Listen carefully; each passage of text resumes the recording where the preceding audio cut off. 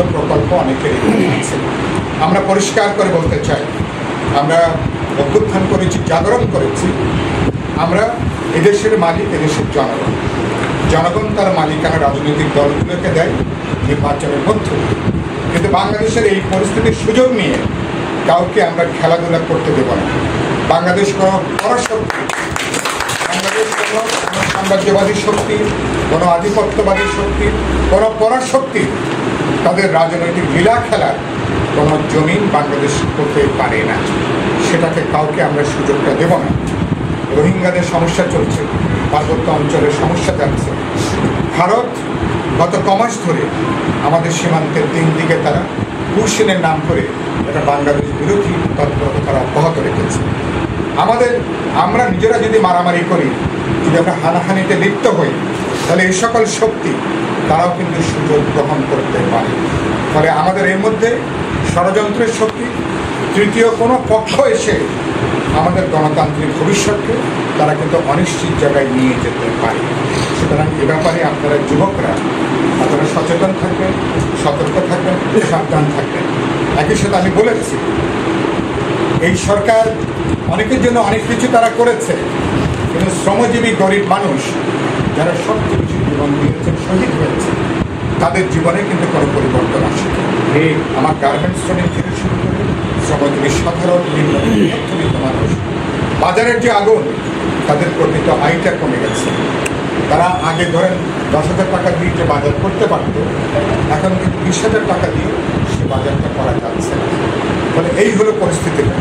ফলে আমরা ভবিষ্যৎ নির্বাচিত সরকার শ্রমজীবী মানুষ, গরিব মানুষ, নিম্নবিত্ত মানুষ, সাধারণ মানুষ যারা সবচেয়ে রক্ত দিয়েছে, তাদের জীবনে গত 13 মাসে পরিবর্তন আসেনি।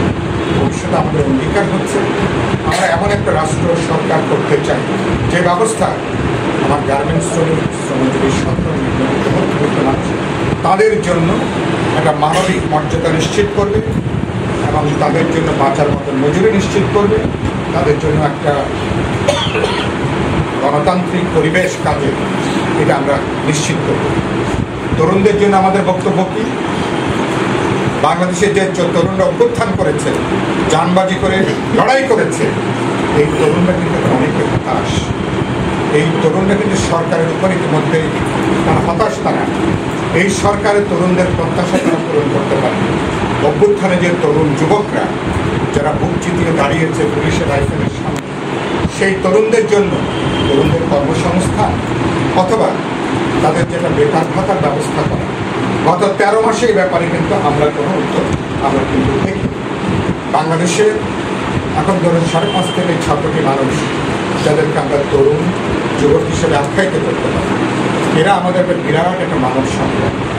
এই তরুণদের জন্য আমরা যদি এখানে একটা মানবিক জীবন নিশ্চিত করতে না পারি, তাহলে বাংলাদেশের আগামী উন্নয়ন কোনোভাবেই সম্ভব।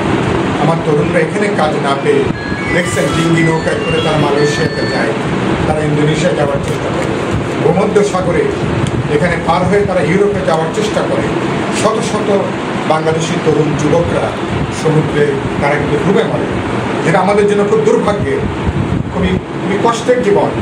সুতরাং বাংলাদেশে আমরা নিশ্চয়ই আমাদের দক্ষ শ্রমশক্তি নিশ্চয়ই বিদেশে যাবেন, কিন্তু একই সাথে বাংলাদেশ যে আমার এখানে যে উর্বরা যে জমি, আমাদের যে সম্ভাবনা, তাকে কাজে লাগাতে পারলে আমরা তরুণ যুবকদের জন্য বলেছি নতুন যে স্বপ্ন, সেই স্বপ্ন আমরা তৈরি করতে চাই। পিপল ওয়ার্কার্স পার্টি হচ্ছে একদিকে শ্রমজীবী মানুষের পার্টি, গরিব মানুষের পার্টি, নিম্নবিত্ত মধ্যবিত্ত মানুষের পক্ষের পার্টি। একই সাথে তরুণদের যে স্বপ্ন, তারা অধিকার চায়, মুক্তি চায়, তারা স্বাধীনতা চায় এবং তারা একটা মানব জীবন চায়। তারা কিন্তু এখনো পর্যন্ত অধিকাংশ মানুষের শিক্ষার নিশ্চয়তা নাই, চিকিৎসার নিশ্চয়তা নাই, এখনো পর্যন্ত উপযুক্ত স্বাস্থ্যসেবা নাই, অনেকের মাতৃভাষা খায় না। আমরা ভবিষ্যতে নির্বাচনের মধ্য দিয়ে ভবিষ্যৎ পার্লামেন্টের ভবিষ্যৎ বাংলাদেশে এই তরুণদেরকে উন্নয়নের কাতারে আমরা যুক্ত করতে। এই তরুণরা অতীতের মতন কোনো দলের লাঠিয়াল হিসাবে, কারো ক্ষমতায় যাওয়ার সিঁড়ি হিসাবে এই তরুণরা ব্যবহৃত হবে, এরকম জায়গায় আমাদেরকে আসতে হবে। তরুণদের সম্মান আছে, মর্যাদা আছে, কারণ তরুণদের বিশাল যে স্বপ্ন, জাগরণ তৈরি করা। সুতরাং এই তরুণদের জন্য তাদের বিকাশের সুযোগটাকে ভবিষ্যতে আমরা নিশ্চিত করব। এই ডাকটা নিয়েই কিন্তু মূলত আগামী 26 তারিখে, আগামী শুক্রবারে 26শে সেপ্টেম্বর সকাল 10টায় ঢাকা ইঞ্জিনিয়ার্স ইনস্টিটিউটে বিপ্লবী যুব সংহতি জাতীয় যুব কনভেনশনের ডাক দিয়েছে। আমি আশা করি সাভার থেকে আপনারা 150 তরুণ যুবক, এই যুবকরা হচ্ছে শ্রমজীবী যুবক, শিক্ষিত যুবক, এমনকি লেখার যুবক হবে, নানা পেশার যুবক হবে। এই তরুণরা আপনারা আশা করি আপনারা দলে দলে আগামী 26 তারিখে 26শে সেপ্টেম্বর ইঞ্জিনিয়ার্স ইনস্টিটিউটে সেখানে যুব কনভেনশনে অংশ নেবেন। আপনাদের ভাষা, আপনাদের কণ্ঠ আপনারা উচ্চারণ করবেন এবং এই বার্তাটা পৌঁছে দেব, তরুণদের কথা না শুনে